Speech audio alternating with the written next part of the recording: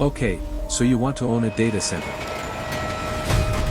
Not rent space in one, not buy the stock of a company that runs one. Actually own the building, the concrete, the steel, the transformers, the whole thing. Here's the thing, right now, the 4 biggest tech companies in the world are on pace to spend somewhere north of $500 billion this year alone building exactly that. By the end of the decade, the global number balloons past 5 trillion. That's not a typo. That's more capital than the GDP of most countries, poured into buildings full of computer chips. And here's what should worry you. Almost nobody explaining this boom to you actually understands how the money moves inside one of these buildings. Not the headline number, the real mechanics. What it actually costs to build one, where the revenue really comes from. And the part that breaks people's brains, why some of the biggest names in this industry are burning cash by the billion while insisting they're building the future of the economy. If you've got money anywhere near tech stocks, a pension fund, or the broader market, and at this point, almost everyone does, this isn't a niche topic. This is the biggest bet Wall Street has placed in a generation. By the end of this video, you'll understand exactly how the money moves, where it actually goes, and who's left holding the risk if this doesn't pay off the way everyone's assuming it will. First, let's talk about what it actually costs to put one of these buildings up. Because the sticker price is where most people already get this wrong, and if you're wrong about the entry cost, you're wrong about everything downstream of it. A standard data center, the kind that just runs a company's ordinary cloud workloads, costs somewhere between $8 and $12 million per megawatt of power capacity to build in 2026. That number has nearly doubled since 2020. But standard isn't what's driving this boom. The AI-optimized version, the kind built to run the GPU clusters training and running models like the ones powering your chatbot, costs $15 to $20 million per megawatt just for the shell and the electrical system. Add the specialized cooling and technology fit out those chips demand, and a fully loaded AI megawatt can run past $30 million, all in. Now scale that up. A mid-sized 100-megawatt facility, a fairly ordinary size for a hyperscale campus, costs $900 million to $1.5 billion if it's a standard build. Make it AI optimized, and you're looking at $3 billion or more, before a single GPU gets plugged in. Why so expensive? First, electrical systems, the substations, the switchgear, the backup generators, eat up roughly 40 to 45% of the entire budget. Second, cooling takes another 15 to 25%, and that number is climbing fast because a modern AI server rack draws 30 to over 100 kilowatts of power, compared to the 5 to 10 kilowatts a normal server rack pulled a few years ago. That's such a dramatic jump that the old method,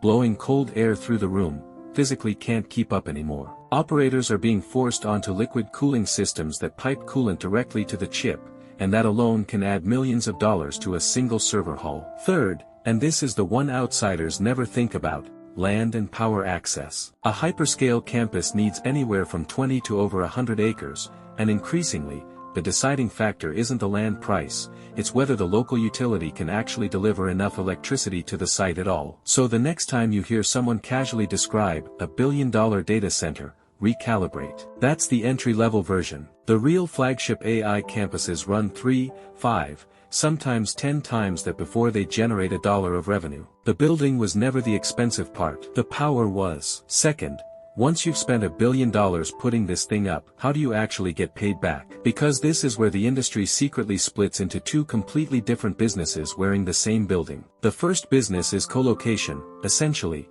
being a landlord for computers. You rent out power and space, billed by the kilowatt, to companies who bring their own servers. In the most competitive markets, Northern Virginia, London, Singapore, that rate runs around $370 per kilowatt, per month. Run the math on a single megawatt at that rate, and you get about $4.5 million a year, before costs. Margins on this business are genuinely good, 55 to 65% for smaller retail customers, 40 to 55% for the giant wholesale hyperscale leases, and those leases typically lock in for 5, 10, even 15 years. It behaves less like a tech business and more like commercial real estate with a very picky, very wealthy tenant. The second business is renting out AI compute itself, not the building, the actual GPU horsepower running inside it. And this is where the numbers stop looking like real estate and start looking like something else entirely. Practitioners in this space put AI compute revenue at $10 to $60 million per megawatt, per year. Compare that to the 4.5 million a standard colocation megawatt generates. That's not a small premium.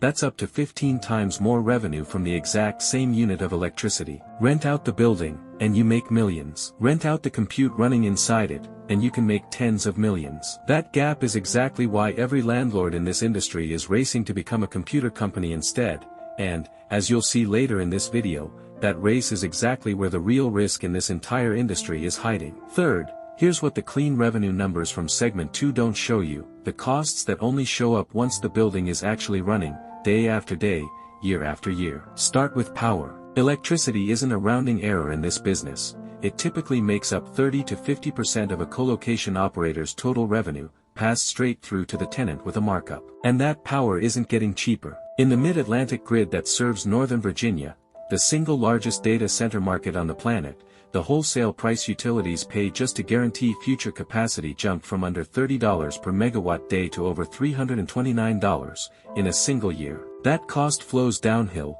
eventually, to everyone's electric bill in the region, which is exactly why data centers are becoming a local political fight, not just a business story. Then there's water. Cooling one of these buildings, especially with older evaporative systems, can consume up to 5 million gallons of water a day at a large facility, roughly what a town of 30 to 50,000 people uses. Loudoun County, Virginia, the world's densest data center hub, supplied its facilities close to 1 billion gallons of water in a single year. And when Google negotiated a water rate for its Mesa, Arizona facility, it secured a price of roughly $6 per thousand gallons, while residents in the same city were paying nearly $11. That's not a rounding error to a community living through a drought. That's the kind of detail that turns a quiet infrastructure project into a local news story and a permitting nightmare. And underneath both of those, land is no longer really the constraint. Power is. Across nearly every major market in North America, colocation vacancy sits below 1.5%, not because there's no land left, but because there isn't enough deliverable electricity to plug new tenants into the grid. Operators are now pre-leasing space more than a year before it can even be built, purely to secure a place in the interconnection queue. The building isn't fighting for space anymore. It's fighting for water and electrons. Anyway, before we get into why some of the fastest growing companies in this entire industry are also the ones losing the most money, there's a practical version of everything you've just heard that I've broken down in a separate video, the economics of owning a hotel. It's worth watching after this one. Fourth, and this is the part of the story most investors would rather not think about, what actually happens to all this hardware once it's built. A data center itself, the concrete, the electrical backbone, the cooling plant, can reasonably operate for 20 or 30 years. The chips inside it cannot. Nvidia now ships a new GPU generation roughly every 12 months. Hopper, then Blackwell, then Rubin. And each generation delivers such a large jump in performance and power efficiency that the previous generation doesn't just become a bit outdated. It becomes uneconomical to run, almost overnight, because it costs far more electricity to deliver the same amount of computing work. Here's where it gets genuinely strange. The big tech companies building these facilities are depreciating that hardware on their books over 5 to 6 years. But industry analysts, and even some of the AI infrastructure companies' own executives, argue the real economic life of a GPU is closer to 1 to 3 years. McKinsey estimates that chips alone now make up roughly 60% of a modern data center's total cost. So if the honest useful life of that 60% is a fraction of what's on the accounting books, one of two things eventually has to happen. Either companies take a massive write-down when they finally admit the hardware is obsolete, or they're forced into permanently higher spending just to keep replacing it, which quietly erodes the profits everyone's currently celebrating. Fifth, to see exactly how this risk plays out in the real world, look at one company that's become the poster child for this entire industry, CoreWeave. CoreWeave didn't start as a data center company at all. It started in 2017 as a small cryptocurrency mining operation, mining Ethereum, founded by 3 former commodities traders, Michael and Trader, Brian Venturo, and Brannon McBee. When the crypto market cooled off, they pivoted the exact same GPU hardware toward renting out AI computing power instead. The timing turned out to be extraordinary. Revenue tells the story on its own. $16 million in 2022, $229 million in 2023, $1.9 billion in 2024. just over $5 billion in 2025. That's not steady growth, that's a company roughly doubling or tripling in size every year for 4 years straight. Here's the part that breaks people's brains: the losses grew right alongside the revenue. $31 million lost in 2022. $594 million lost in 2023, $863 million lost in 2024, over $1 billion lost in 2025. In the same year revenue crossed $5 billion. This is a company growing faster than almost any business in recorded history, and it is still losing more money every single year it grows. Two things make that especially fragile. First, customer concentration. Microsoft alone accounted for roughly 2/3 of CoreWeave's revenue as recently as 2025. If one customer decides to build more of its own infrastructure instead of renting, a huge share of that revenue simply disappears. Second, the debt. CoreWeave has raised something like $28 billion in combined debt and equity to fund its build-out, much of it collateralized against the very GPUs and contracts that could lose value if demand ever cools. Analysts have already started comparing this pattern to the fiber optic telecom boom of the early 2000s, where companies borrowed heavily to lay cable ahead of demand that took over a decade longer than expected to arrive, and where roughly 85% of the capacity built ended up sitting unused. CoreWeave isn't failing. It's one of the fastest growing companies on the planet, and it's still losing more money every single year that growth accelerates. Sixth, and finally, with everything you now know, who actually comes out ahead in this industry? There are really two very different players wearing the same data center label. On one side, you've got the landlords, companies like Digital Realty and Equinix, and increasingly private capital giants like Blackstone, which has built a data center portfolio worth over $70 billion.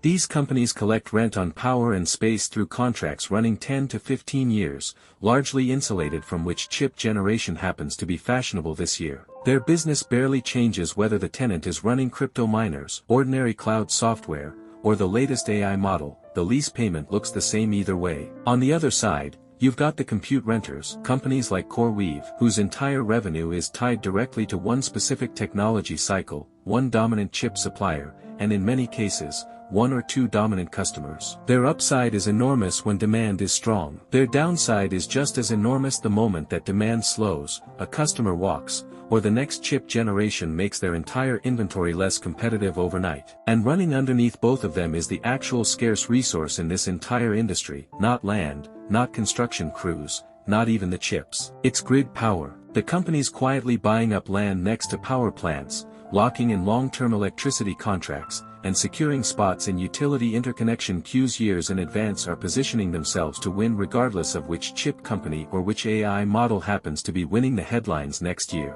A data center isn't really a technology business. It's a power business, wearing a technology company's clothes. So here's where all of this actually lands. The businesses quietly winning this trillion-dollar AI boom aren't the ones with the flashiest chips, they're the ones that lock down the boring, unglamorous asset underneath everything else, years before anyone else realized it would matter. And that's not a new story. It's one of the oldest patterns in business, and it shows up in an industry that looks nothing like tech on the surface. Because there's another business built on massive upfront construction, decades-long assets, and a hidden layer of costs that has nothing to do with what customers think they're paying for, and it's been running that playbook since long before anyone had heard of a GPU. In the next video, I'm breaking down the economics of owning a theme park, where the rides that draw people through the gate are almost never where the real money gets made, and where the same land and infrastructure logic that's quietly deciding who wins the AI data center boom has been deciding who wins in theme parks for the better part of a century.